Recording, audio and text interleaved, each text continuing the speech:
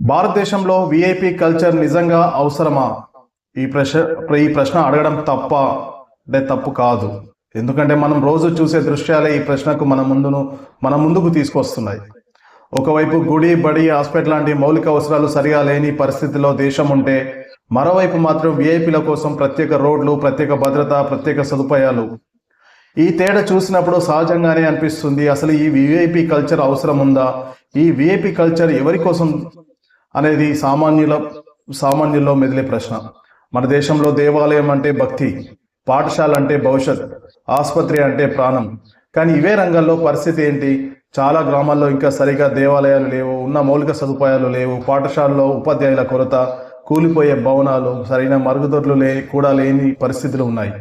ప్రభుత్వ ఆసుపత్రిలో బెడ్లు లేవు, డాక్టర్లు లేరు, మందులు లేవు. కానీ ఇదే దేశంలో విఐపీల కోసం మాత్రం ప్రత్యేక ఆలయాల దర్శనాలు, ప్రత్యేక స్కూల్స్, ప్రత్యేక ఆసుపత్రులు ఉన్నాయి. ఇది న్యాయమా?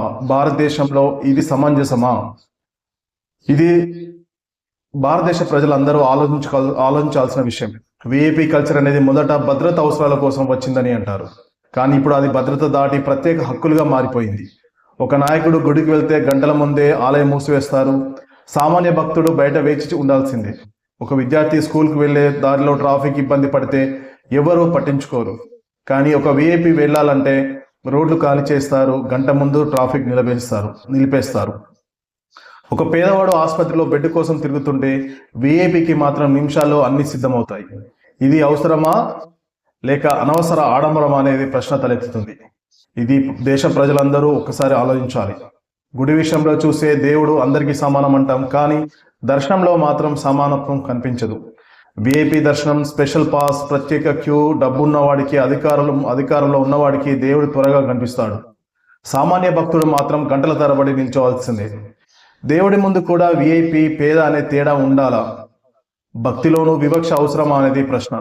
భారతదేశం హిందూ దేశం, అందరికీ సమానమైన హక్కులు కలిగిన దేశం. కానీ వాస్తవంలో అది వాస్తవ రూపం లేదు. ఇక బడుల విషయానికి వస్తే, విద్యే దేశ భవిష్యత్ అంటాం, కానీ ఆ భవిష్యత్తు ఎలా తయారవుతుంది? ప్రభుత్వ పాఠశాలలో చదివే పిల్లలకు సరైన సదుపాయాలు లేక ఇబ్బంది పడుతున్నారు. ఒకే గదిలో ఎన్నో తరగతులు, సరైన పుస్తకాలు కూడా లేని పరిస్థితి. అదే సమయంలో విఐపీల పిల్లల కోసం అంతర్జాతీయ స్కూల్స్, ఏసీ గదులు, అత్యాధునిక సదుపాయాలు. ఒకే దేశంలో పుట్టిన పిల్లలకు ఇలా రెండు రకాల భవిష్యత్తులు అవసరమా? దీనిపైన పాలకులు ఇటు ఓటు వేసే ఓటర్లు ప్రశ్నించుకోవాలి. ప్రభుత్వాన్ని నిరంతరాయంగా ప్రశ్నిస్తేనే దీనిలో మార్పు కనబడే అవకాశం ఉంది. ఇంకా హాస్పిటల్ విషయానికి వస్తే పరిస్థితి ఇంకా దారుణం. ఆసుపత్రి అంటే ప్రాణాలు కాపాడే స్థలం, కానీ ప్రభుత్వ ఆసుపత్రిలో పేదవాడు తన ప్రాణం కోసం పోరాడాల్సి వస్తుంది. బెడ్ దొరకదు, డాక్టర్ అందుబాటులో ఉండరు. అదే సమయంలో విఐపీలు ప్రైవేట్ వార్డుల్లో ప్రత్యేక వైద్య బృందాలతో చికిత్స పొందుతారు. ప్రాణానికి కూడా విఐపి, నాన్ విఐపి అని తేడా ఉండాలా? ఒక మనిషి ప్రాణం విలువ అతని హోదాపై ఆధారపడి ఉండాలా? ఇది ఎంత అసమంజసం, ఎంత వర్గ విభేదాలను సృష్టిస్తుందో అర్థం చేసుకోవాలి. ఈ విఐపి కల్చర్ వల్ల సమాజానికి ఏం సందేశం వెళ్తుంది? ఒకవైపు పిల్లలకు సమానత్వం, న్యాయం గురించి పుస్తకాల్లో చదువుకుంటాం, మరోవైపు జీవితంలో మాత్రం అసమానతలు చూస్తూ పెరుగుతాం. ఇది మన సమాజాన్ని ఏ దిశగా తీసుకెళ్తుంది? ప్రజాస్వామ్యం అంటే అందరికీ సమాన అవకాశాలు కల్పించాలి, కానీ విఐపి కల్చర్ ఆ భావనను రోజు చంపేస్తుంది. రాబోయే భవిష్యత్ తరాన్ని కూడా ఇది నాశనం చేస్తుంది. మరి విఐపి కల్చర్ పూర్తిగా అవసరం లేనిదా అంటే, భద్రత అవసరం ఉన్న చోట రక్షణ ఉండాలి, కానీ భద్రత పేరుతో సాధారణ ప్రజల హక్కులను తొక్కడం సరైంది కాదు. భద్రతకు, ప్రత్యేక హక్కులకు మధ్య తేడా తెలుసుకోవాల్సిన అవసరం ఉంది. ఒక వ్యక్తిని కాపాడడం ఒక విషయం, అతని కోసం మొత్తం వ్యవస్థను ఆపేయడం మరో విషయం. ఈ పరిస్థితి మారాలంటే ఎవరు ప్రశ్నించాలి? నాయకుల, అధికారుల కాదు, ప్రజలే ప్రశ్నించాలి. గుడిలో, బడిలో, హాస్పిటల్లో సమానత్వం ఎందుకు ఉండకూడదని అడగాలి. విఐపి కల్చర్ అవసరమైతే అది పరిమితంగా ఉండాలి, నియంత్రణగా ఉండాలి. లేకపోతే అది ప్రజాస్వామ్యాన్ని బలహీనపరుస్తుంది. అది రాబోయే రోజుల్లో ప్రజాస్వామ్యానికే పెనుముప్పుగా మారే అవకాశం ఉంది.